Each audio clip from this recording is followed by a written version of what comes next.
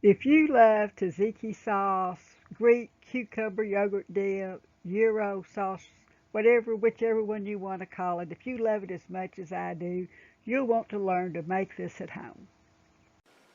Welcome to Homemade Cooking in Texas. I'm Carolyn Gibson from Dogwood Gardens, where homemade cooking is surprisingly easy, healthier for you and your family, saves money, and tastes great. Come join me today as I share my favorite recipes, and I hope they will become your favorite recipes. And don't forget, like and subscribe to my channel. Tzatziki sauce, Greek cucumber yogurt dip, Gyro sauce, whatever you want to call it. It really starts with 5 simple ingredients. Whole milk, Greek yogurt, good quality olive oil, a cucumber of course, and I like to use spearmint, other people use dill, and a little garlic. Now here where I live in East Texas, I could find Greek yogurt, but it wasn't non-fat. I could find whole milk yogurt, but it wasn't Greek. So what I had to do was take the Greek yogurt, and I'm going to add a little sour cream to it to make up for it not being whole milk. Okay.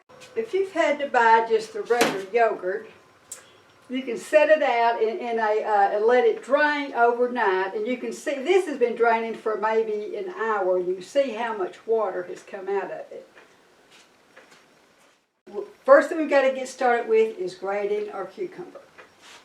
Now the first thing you're going to have to do is you're going to have to peel this cucumber and grate it.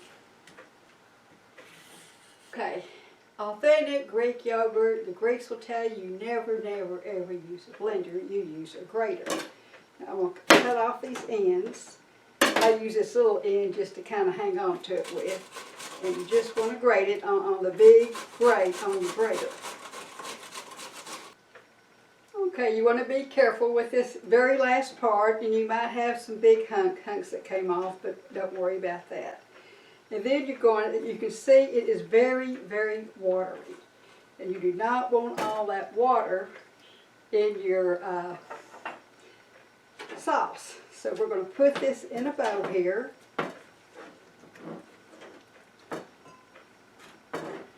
We're going to give it a little salt.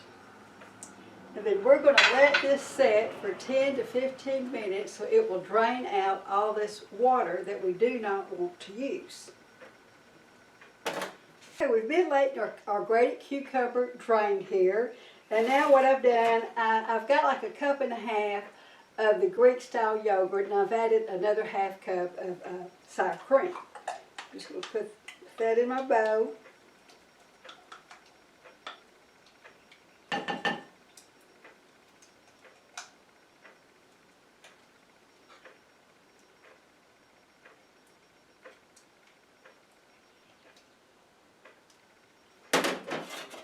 Okay, now I'm ready to add some garlic. Now some may choose to use 1 clove of garlic, some may use 3 or 4.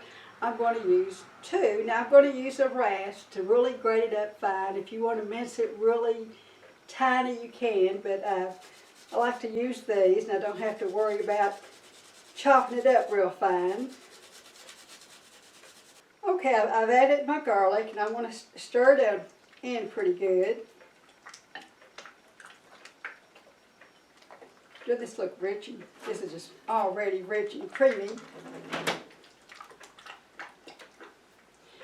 And then I'm going to take my grated cucumber. I've put it in a cloth here where I can squeeze all the liquid out of it. Because this liquid will make your sauce really, really thin if you don't drain this out of it. You can see how much juice came out of that cucumber.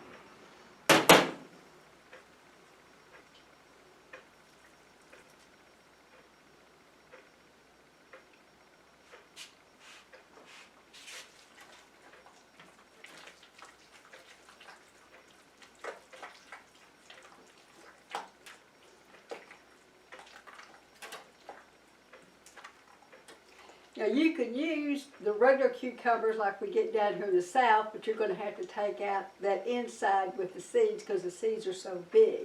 This English cucumber has really tiny seeds.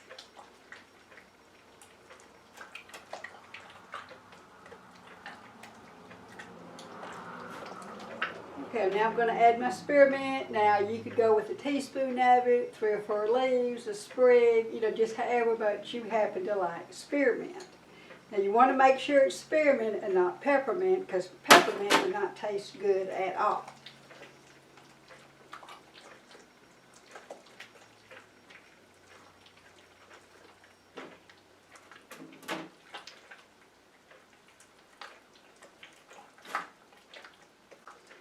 Okay, now we want to add a drizzle of this good quality olive oil. Now if you could get Greek, that would certainly be better and make it more authentic.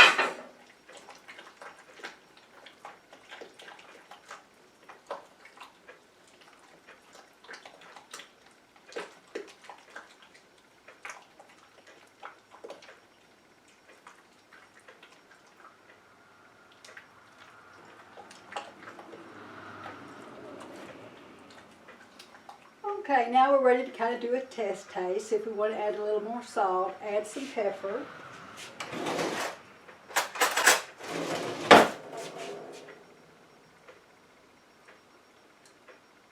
I think it does need a little more salt.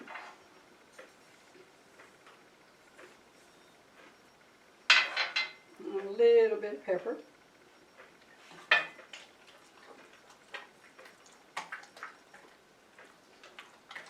Now here in the South, you might want to add some little chopped jalapenos.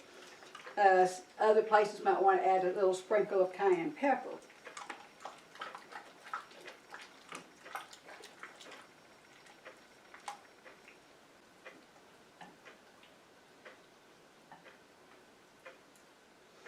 Okay, see how rich and creamy it is. It's not thin. You can just see how well it stays on the spoon.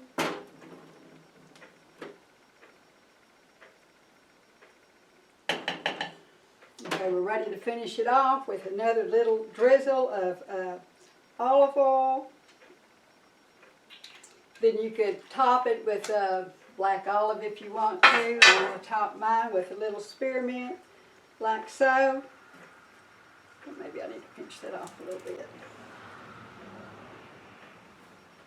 You see how beautiful that is. Now, you really want to let this set overnight, at least 3 or 4 hours or overnight, in an airtight container to let the flavors develop. And it just tastes so great. If you've noticed my little towel here, they're called kitchen boas. They're really great. You've got a cloth right here next to you to wipe your hands with. You'll find a link to them in the description section.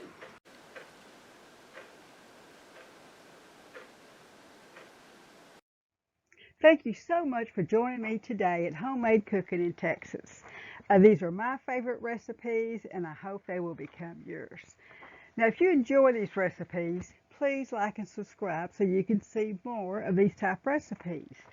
We have been making a full-time living here on our organic farm since 1991. We need your support to continue our small family farm by liking and subscribing to our channel. Thank you so much.